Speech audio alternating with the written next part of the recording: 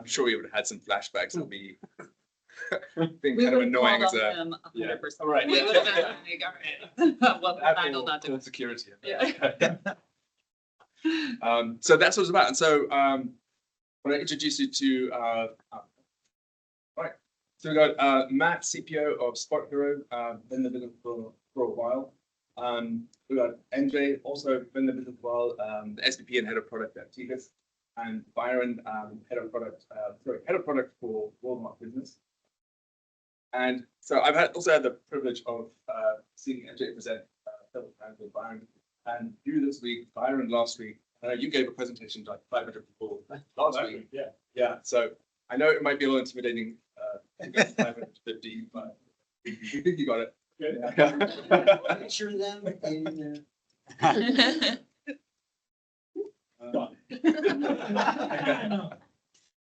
All right, so we're just going to kick right into it. First question. Which consistent challenges are product leaders dealing with? How do these challenges kind of like what causes the most stress? What are you guys doing most often as product leaders? Sure. Besides, can everybody hear me? Yes.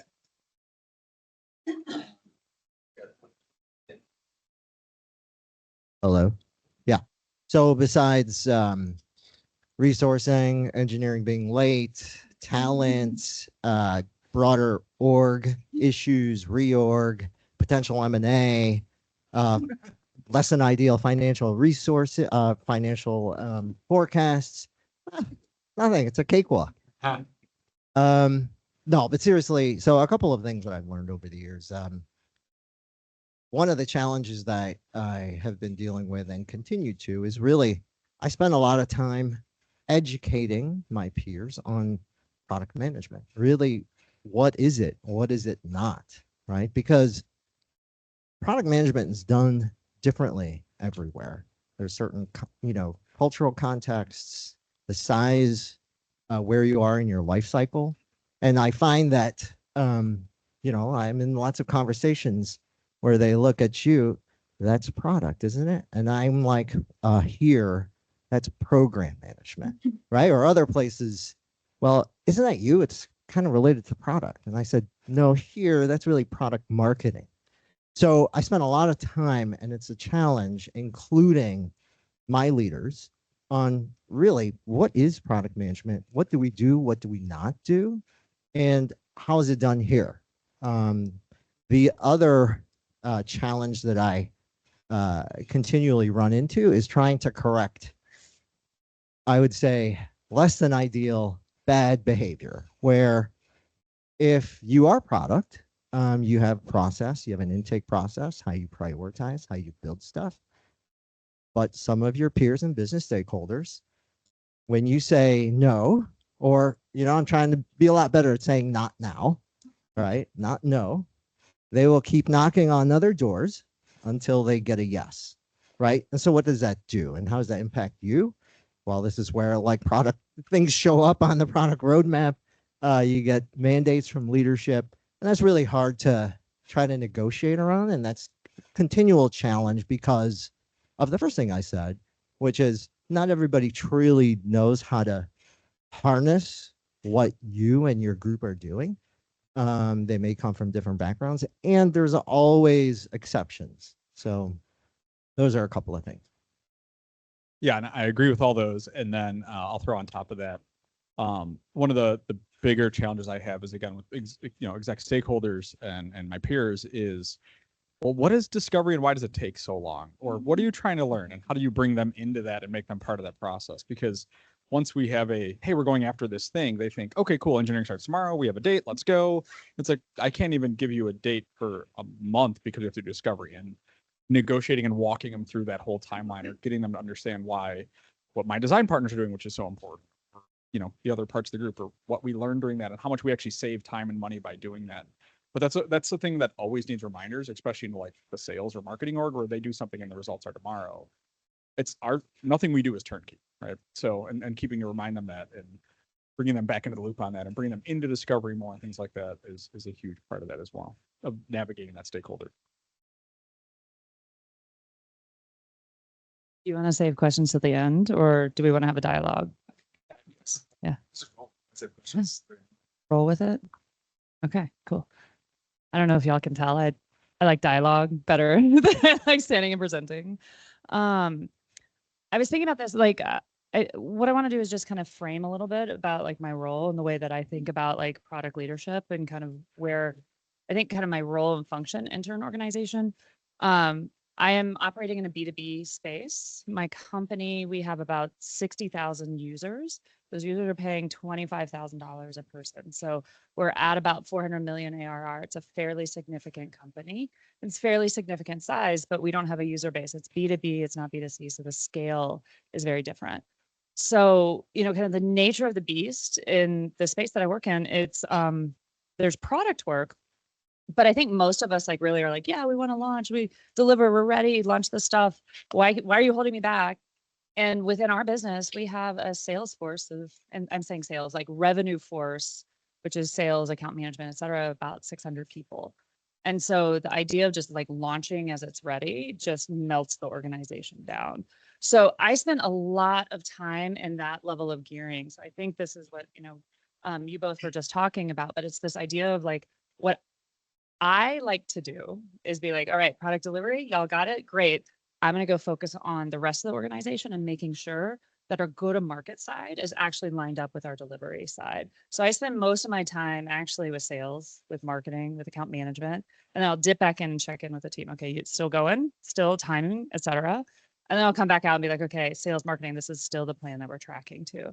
Because I think we all know it's like product-led organizations. I think, you know, that terminology is a little bit starting to get a little rickety now, but product-led organizations is not product management-led. It is actually you are selling a product. Everybody has to line up behind that product or service.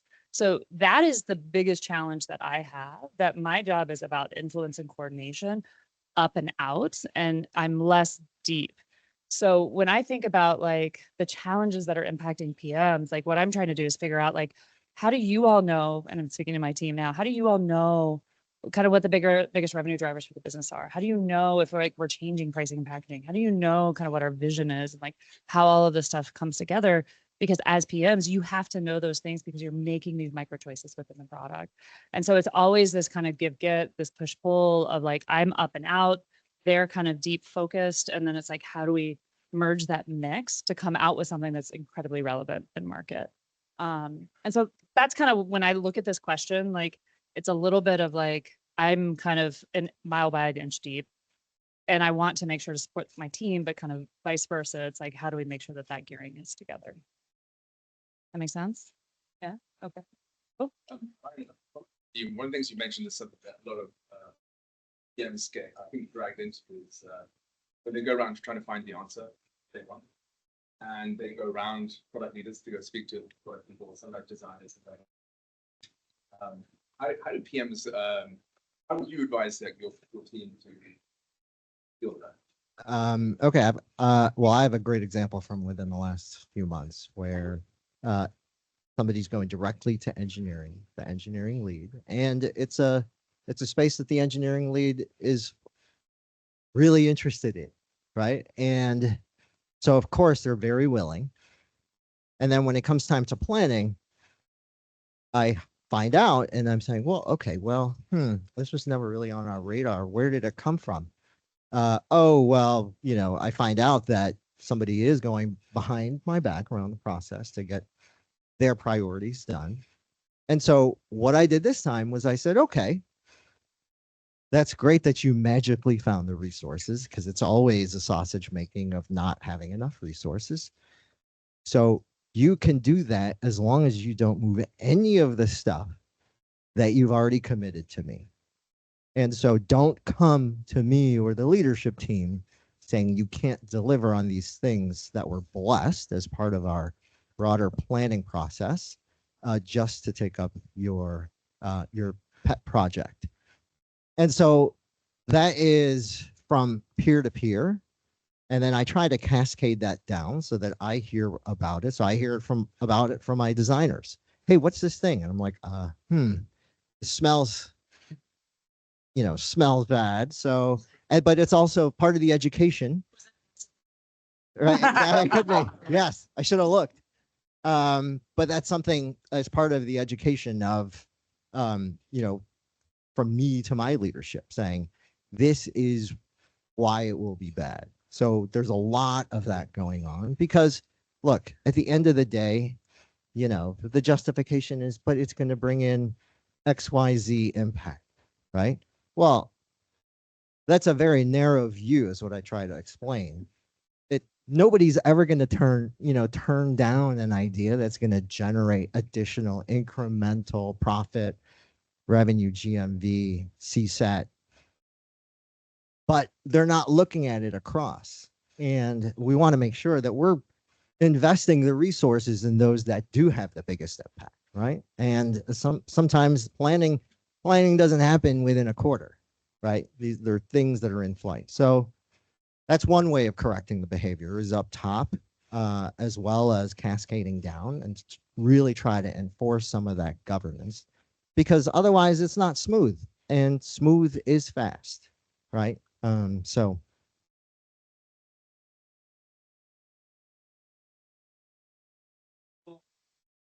Talk to the person that went around the process because you don't want to be all the time correcting that. Correct. And sometimes you want to have a good conversation and relationship with that stakeholder. Yes, most of the time they're going to. Yeah. So the question was, do I go directly to the violator, the offender?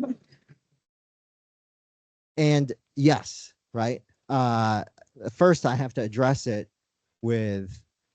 Most of the time, it is my engineering partner.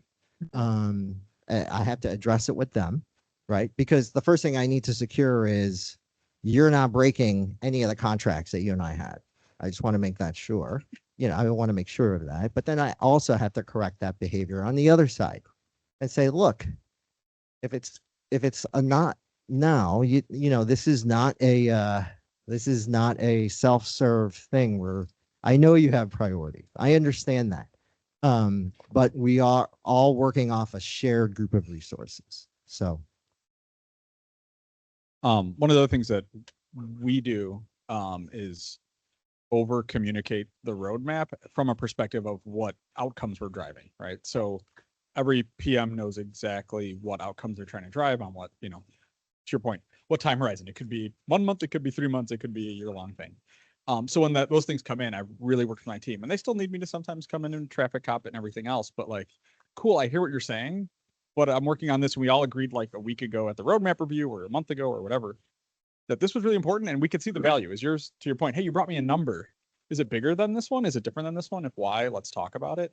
So I try to give the PMs the ammo to really have those discussions be more fruitful than just a not now or a, okay, I guess it's more important than this thing because it came from an exec or came from on high, right? Like make that a dialogue.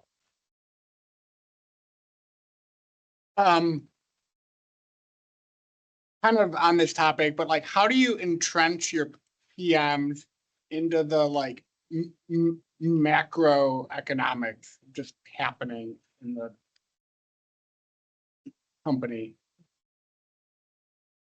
Within the company or within the market around? Within the market around, because like we're kind of just like talking about like as a PM, we have our product and we're trying to like, change the world in that aspect, but like it's the company as a whole that ultimately we care about those outcomes. And like I feel like as PMs, it's important to just kind of have that market macroeconomic view, but it can be hard to kind of have that convo in a way.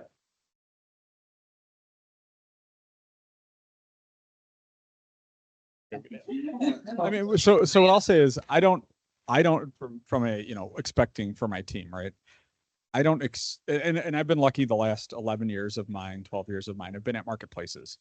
So we've got B2C products, B2B products. You get kind of the yin and yang of both, right? So you can go super fast and test and learn on B2C and the super messy, slow rollouts and very deliberate B2B stuff. But as a leader, the way I set my teams up for success in that is I have to set boundaries on what you can and can't care about, because with that kind of marketplace and the amount of reach we have, I can't expect you to care about everything, right? And so I make it very clear to my PM, but also the rest of the stakeholders, the rest of the business, that like, hey, as a business, we're worried about this problem. I'm willing to spend $3 million of people, resource, energy, technology against it.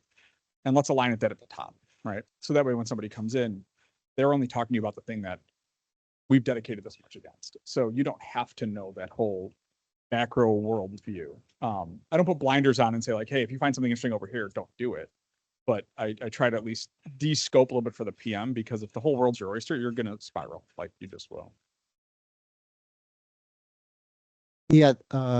Yes. And I think it all starts with OKRs, strategic priorities, annually, whether you're doing them quarterly.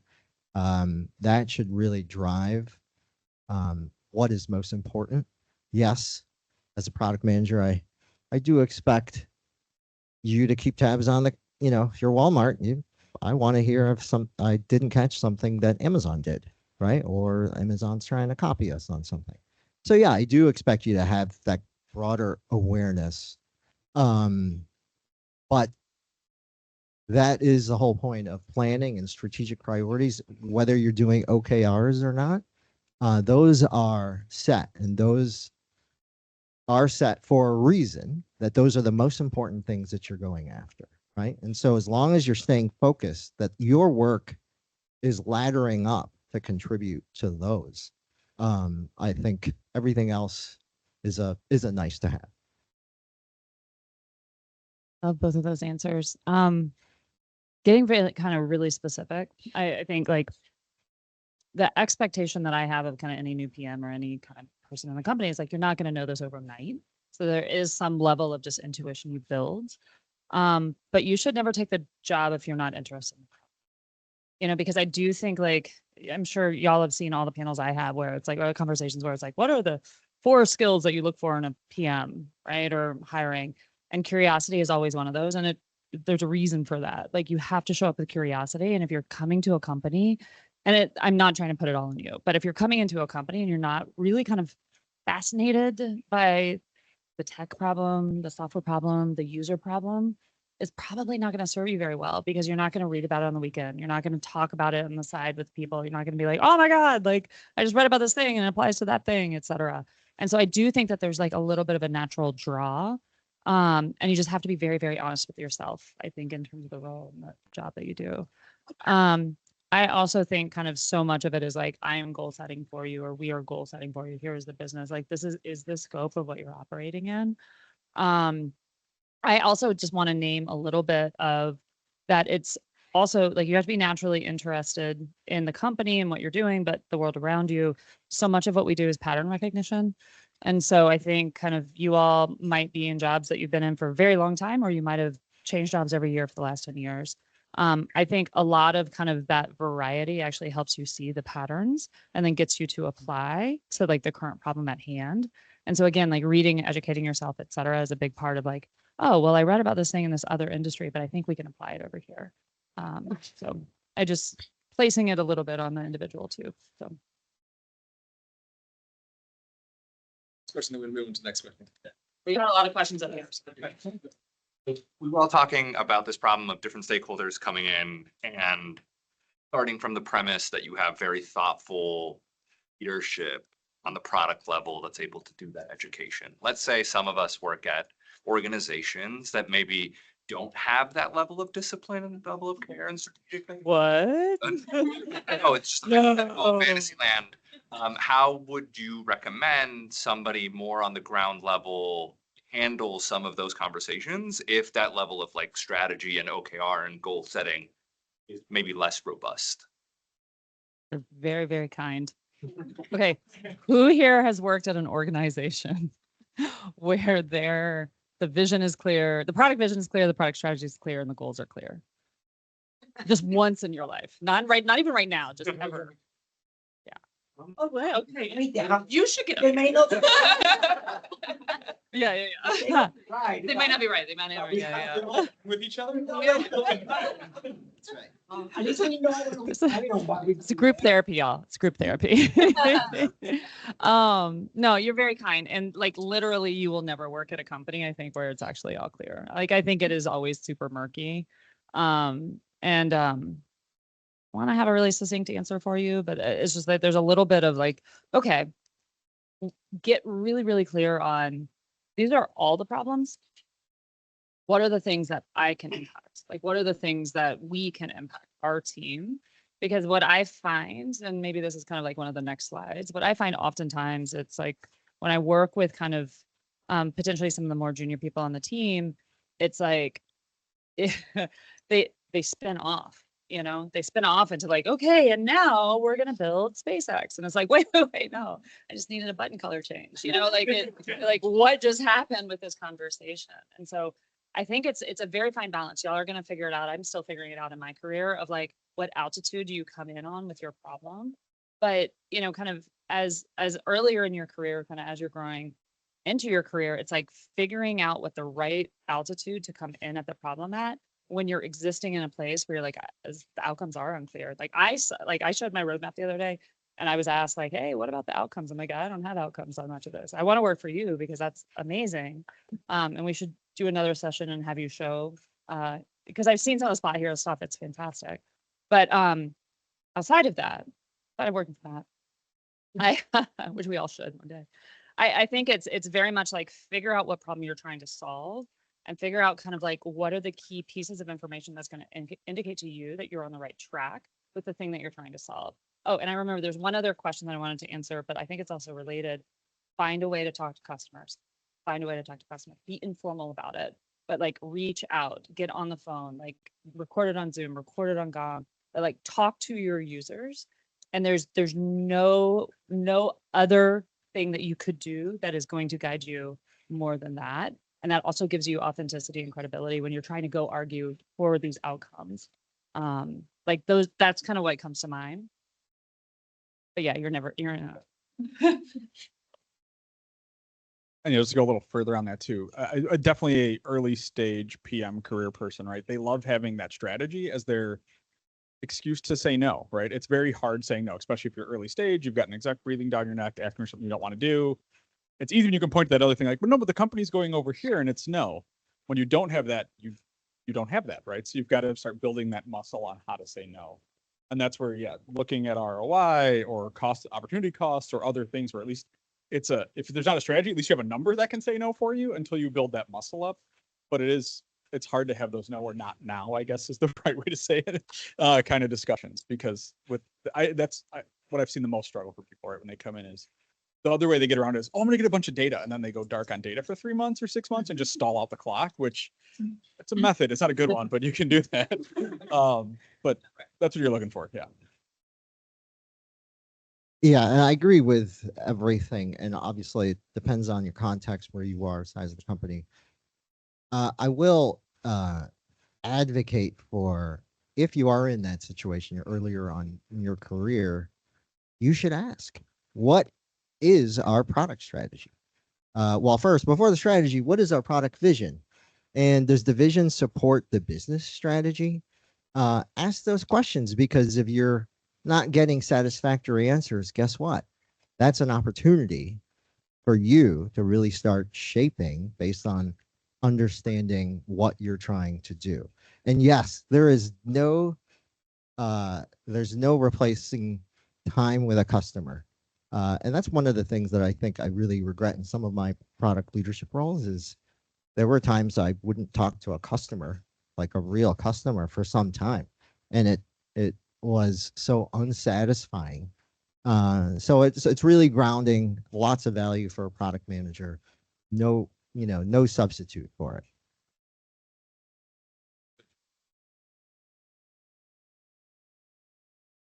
Last question. You're the exception. Yeah. You're in complete control. Yeah, you're right. So the question is, at what point should a PM consider leaving a company? Yeah. things like getting asked on vision.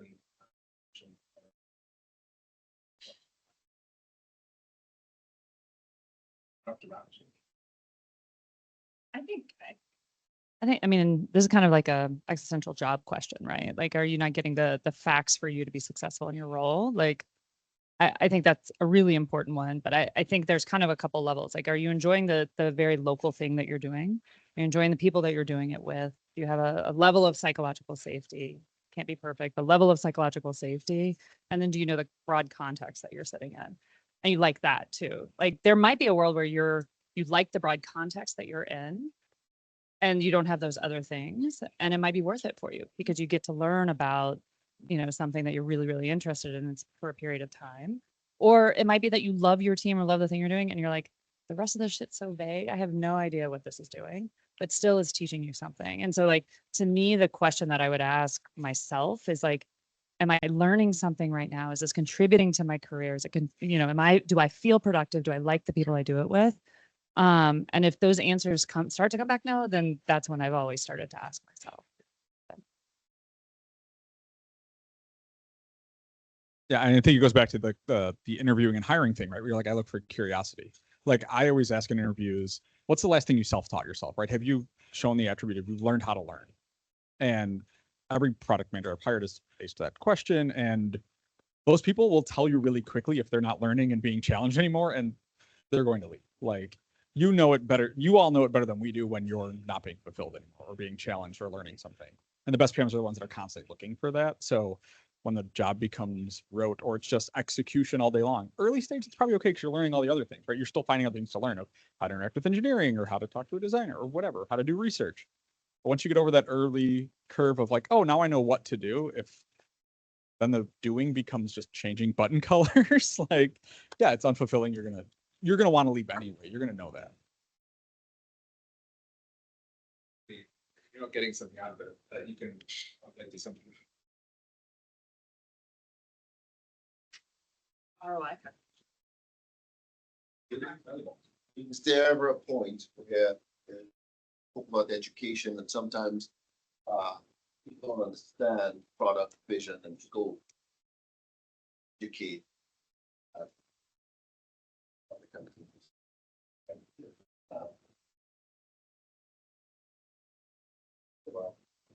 Like in this leaving question.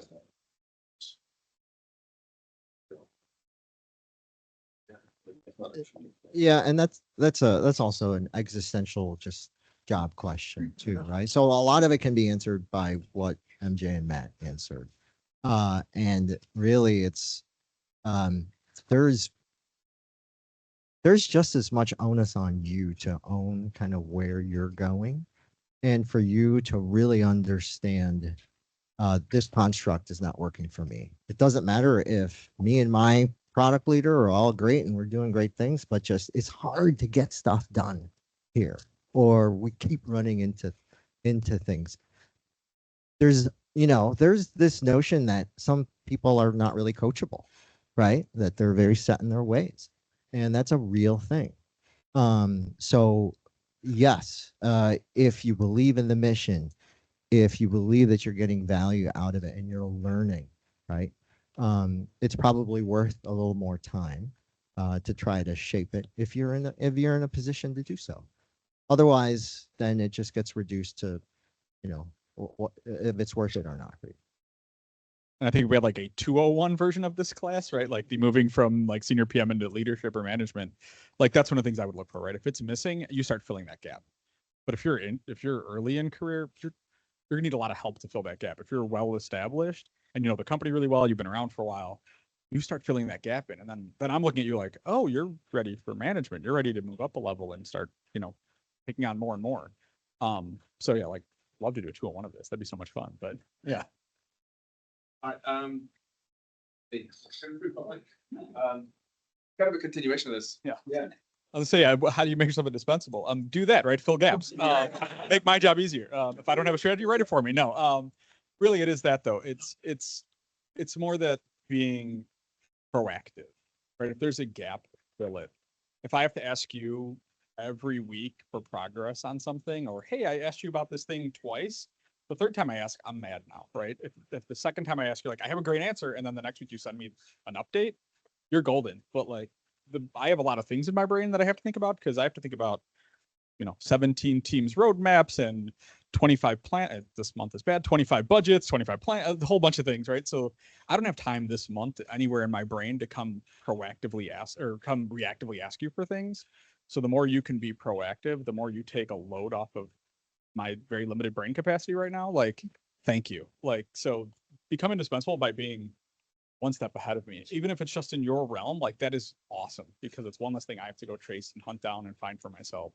Oh, send me a Confluence page. Cool. No, send me a short summary of what's in that page. Indispensable. Okay, so unless you are Milton at Initech, right, where you're in the basement obsessing over your one product, which is the stapler, most of you, I would say, are building things that are connected, right? And those that I've found in my career that are indispensable are those that understand all the connections. And when I say connections, yes, it could be platform, it could be a third-party integration, but beyond that, the conceptual connection. So when you're done designing and building the thing, are you ready to launch the thing, right? So product marketing, sales, they have exactly what they want. Is the company ready to run the thing, right?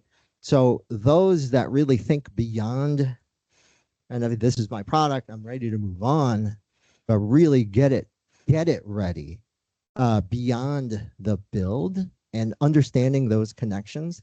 Like one thing that a lot of, not a lot, but some of my product managers forget about is customers are going to call our call center and our customer care agents. They need to understand how this works so they can resolve the issue. So I'm thinking that type of connection, right? The legal compliance, copyright connection, to make yourself indispensable, try to anticipate, right? Some of the best product managers and product leaders that I've worked with, they are really good at thinking about the unhappy path. It's really easy to say, okay, this is great. I'm going to design this. Here's the flow. Here's the Figma.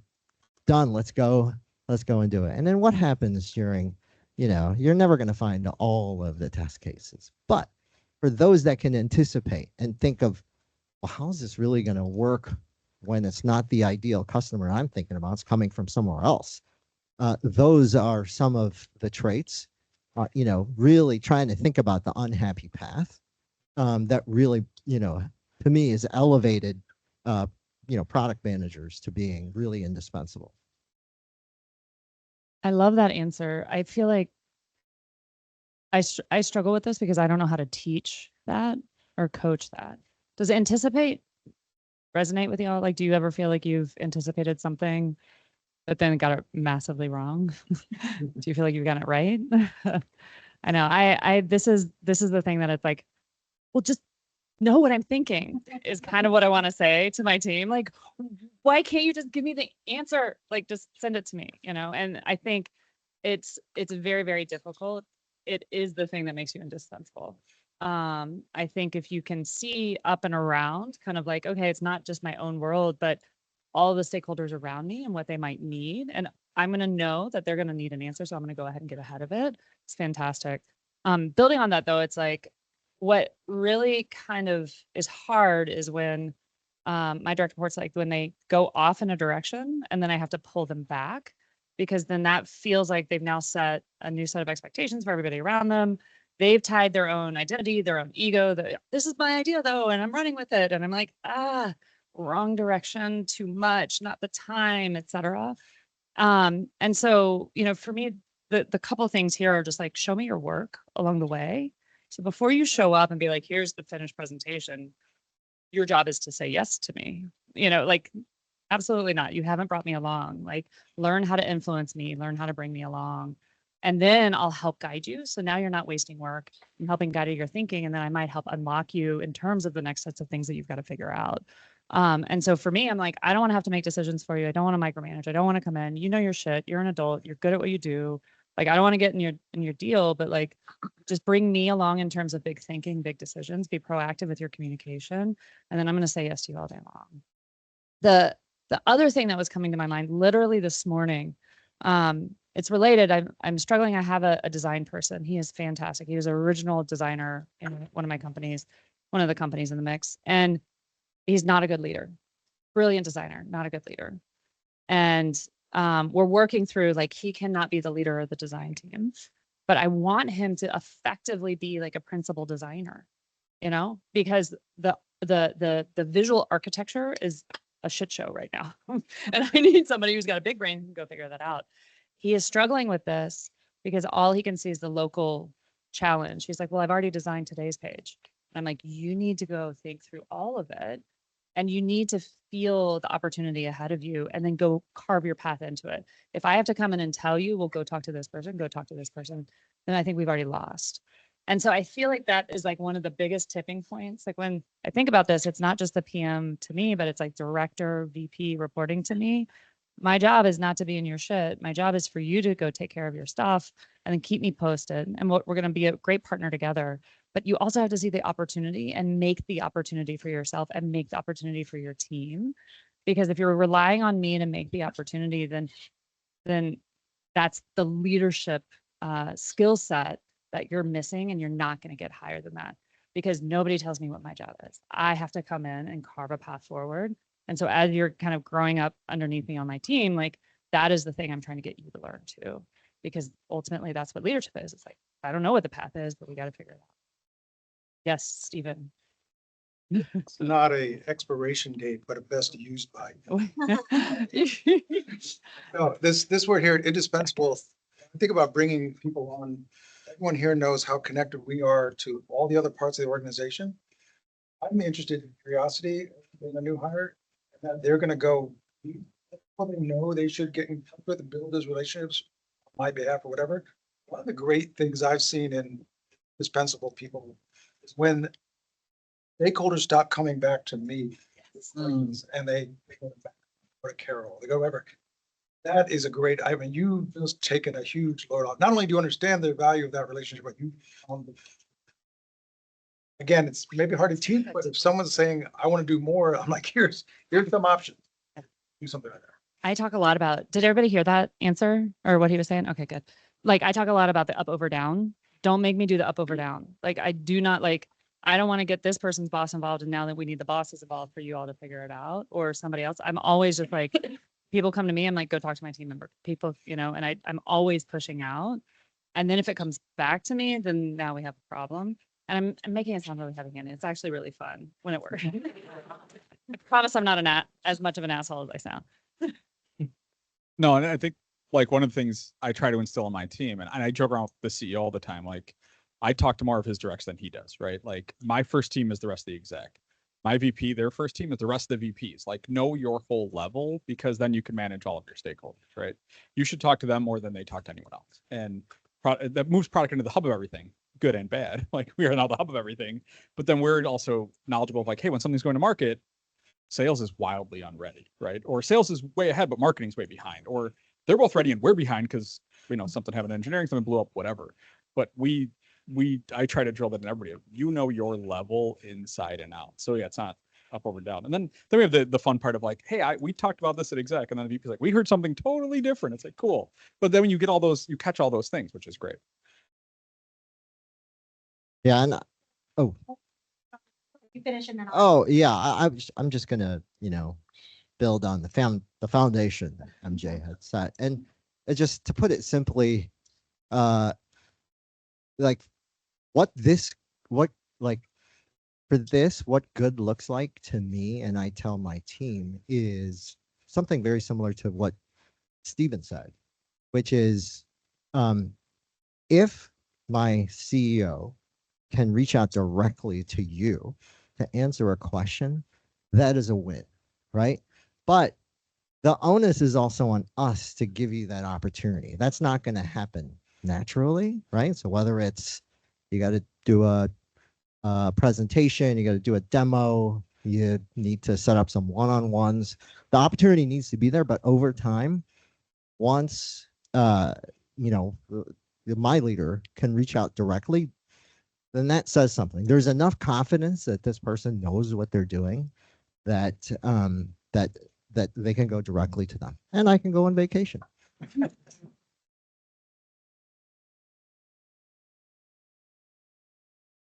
More around- once you become that indispensable person, how do you then protect your mental health to not get always asked to be that person that is indispensable, right? Because I think that, you know, once you become that yes person, that person that is doing all the qualities that you all are looking for, how do you protect some of that, right? No, it's not about being a yes person. No, don't do that. No, you have to still be a normal human being and have like a normal life outside of work. No, it is not about becoming a yes person. It's about prioritizing your time and using it effectively and knowing what is the thing that you uniquely can solve for best, and what are the things that you take on, and what are the things that you hand off, or what are the things that you scale out of. Like, everybody asked me about this thing. Let me create a Jira doc, a Confluence doc or something like that. Or it's also you working with your leader being like, look, I'm getting all these requests. Maybe we should build a team. Maybe we should get other resources, but we've got to have an honest conversation about really kind of workload. I had that exact scenario. I had a person who prided himself on working like 80-hour weeks and being like a single point of failure for the company. And I'm like, you can't do this, but he prided himself on it. So it wasn't even like he was protecting his work-life balance. It was that he had work balance. That was it. Like, there was nothing else. And it was slowly, it took 2 years to unwind that. We ended up taking off half of his job and giving it to 4 people. That's how much he was doing. Like, but it took years, and now he's finally at a happy place. He gets it, and he's like, hey, I just ran an ultra marathon. I ran 100 miles last week. I'm like, so he's back to being a real person, but like, yeah, he's just intense, but very intense person. But like, but sometimes like those people can't get out of their own way either, and we have to help them. Like, and part of that is good leadership. Like, if your leaders aren't giving you that space to say no, or say, again, like we talked about trade-off decisions earlier, of like, hey, I can't dump this in my roadmap because I've got these other important things. You have to be able to say that as well about just your workload, right? Like, if I start doing this other thing's going to start slipping because I just can't juggle both these at the same time. I can't be the fount of knowledge for this and also run this team over here, and also, right?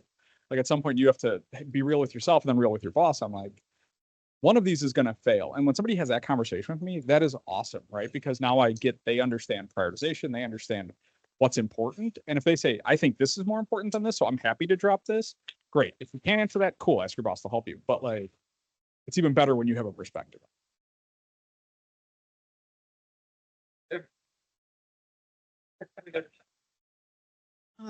So when you do become this indispensable person who's exhibiting all of these great qualities, when is it appropriate to talk about leveling up and maybe a bump in compensation that would come with being great? Is that a planned question?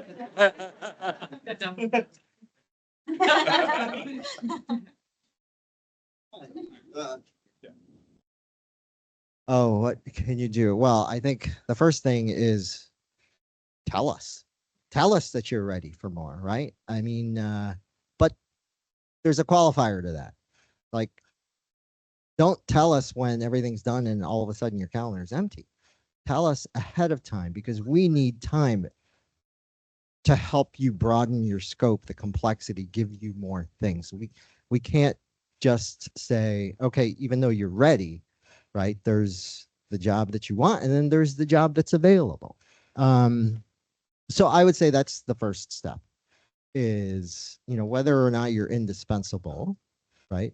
It doesn't necessarily mean that also you're ready for the next level. Some of the traits that I see in terms of those, in my last contract, promotions, they're already kind of planned, right? You need to budget for them. You need to have them. It's very rare unless there's a unexpected departure and an opening that fills up. And those that have been most successful, and if you want to make it easier for the product leader, you're already operating at that next level. So that means not just your direct partners, but the stakeholders. If you're senior PM to director, your stakeholders, you're already talking to them and working with them. So it almost becomes more of a formality. You're already doing more and you're already operating at that level. So you've demonstrated that you have the capacity to take on more work or more complex work or more people. But at the same time, just because you're ready, there also is a timing issue, right? Like I said, there's a job that you want and then there's a job that's available. And sometimes the timing is just not going to be there. And it can be really frustrating if you feel you're ready and your leader feels you're ready, but their hands are tied for a variety of reasons, right? Budget. But those are some, those are some of the things. The other one that I think about is demonstrate to me that you can help the organization or your product team beyond product work. So if you see something in a process that you can improve, do it. If you think that there's better artifacts, there's a better PRD template, do it. Lead by example and be proactive about it. Be creative, show initiative, because then that shows me, okay, you really are ready to just go beyond the scope that we've defined for you in your current stage. Yeah, I mean, two things. One is 90% of your career is owned by you. I own the other 10%, right? So you need to bring these conversations to me pretty regularly and not like, hey, how do I get a promotion tomorrow? But what am I doing good? What am I doing bad? How can I get better? Every one of my directs, we have 1 hour a month. Like one-on-ones are not this place for that, right? One-on-ones become status updates, everything else. So we have dedicated time where we go through that. The other part, which I think was where you were going, is make the connections across the org. We said it in the last question, but it's easier to find budget outside of a budget cycle when there are 5 department heads saying you're a rock star, we can't lose you, right? That's when magic budget gets unlocked, right? That's where all of a sudden, hey, we found an extra 20 grand, right? Is because you become that indispensable, not just to us, but across the org. So yeah, have regular conversations that'll fit into the normal timeline, go across the org, and that'll get you outside of the normal timeline. Think about it as leading versus lagging. Like we talk a lot about outcomes. So like if I'm gonna go argue for like Byron needs to go get a promotion because of X, Y, and Z, then what is X, Y, and Z? Y'all figure out what X, Y, and Z is, and then that's your leading indicator to get to the lagging indicator, which is the promotion. Building on what you were just saying too, it's like visibility. Like you need to be visible to the organization because product is a role of influence. So it's like, are you presenting on your ideas? Are you presenting on your roadmap? Are you proactively reaching out to your stakeholders and saying, hey, we haven't talked in a month. Let me get in front of you, share with you the roadmap. Let me talk with you on like, what are the red, yellow, greens? Like what's going on? Get out there, get in front of other people and make sure that your name is associated to the thing and then make sure that thing is successful-ish. And then again, back to the then it's a no-brainer. It's obvious. Yeah, and these annual promotion planning meetings, right? It's somewhat of a calibration. And one leader will say, well, I want to promote this person because they've been working really hard. What the bad look like is when half the people are like, who is that? Who is that person? Exactly.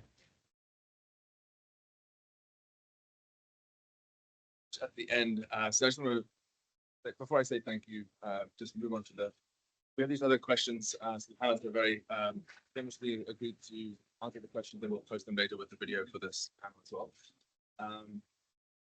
And there's somebody of us in the last few minutes. So there we are. Okay. So if you have any additional questions, please. We have time right now, or are we wrapping? Nigel's got a RoboCab waiting. We do have another presenter who has to get ready, so Oh, we'll got it, wrap it up. But please scan the code. There's a survey just so you guys can let us know how we did. And then also you can ask any additional questions for the panelists to answer separately to a post later on. It was so